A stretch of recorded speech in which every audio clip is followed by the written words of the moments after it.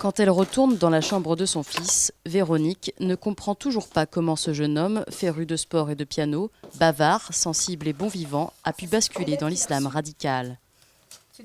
Dans cette famille de tradition catholique, les signes annonciateurs étaient pourtant là, mais personne n'a pu ou su les voir, à l'image du jour des funérailles de sa belle-mère.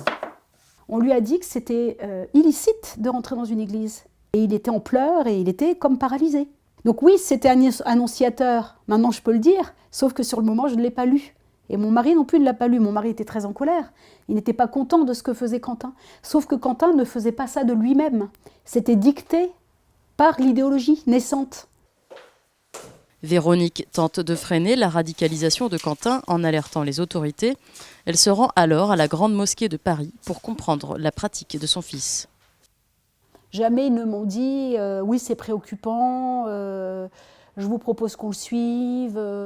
Je suis rentrée à la maison avec des extraits du Coran à lire sur le père, la mère, des versets à lire avec Quentin. Il m'a dit « tu sais maman, la Grande Mosquée de Paris, c'est pas l'islam, c'est l'islam de France. Et nous, les musulmans, ce qu'on veut, c'est l'islam en France ». Peu de temps après, à 22 ans, Quentin, devenu chauffeur de VTC, part grossir les rangs de Daesh. 2 ans plus tard, sa mère reçoit un message où elle apprend la mort de son fils en martyr.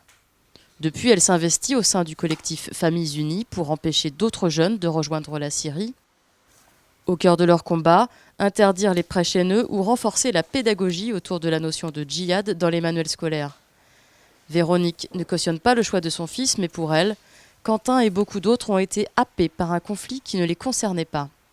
Et elle milite pour qu'on laisse une chance de réinsertion aux rentrants repentis.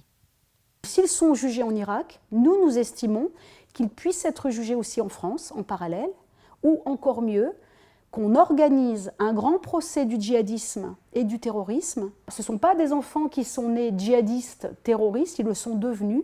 Posons-nous la question du pourquoi et du comment. Et ça n'est possible que parce qu'il y a des soutiens. En attendant d'être reçus à l'Élysée, ces familles souhaitent faire entendre leur voix et être reconnues comme victimes du terrorisme.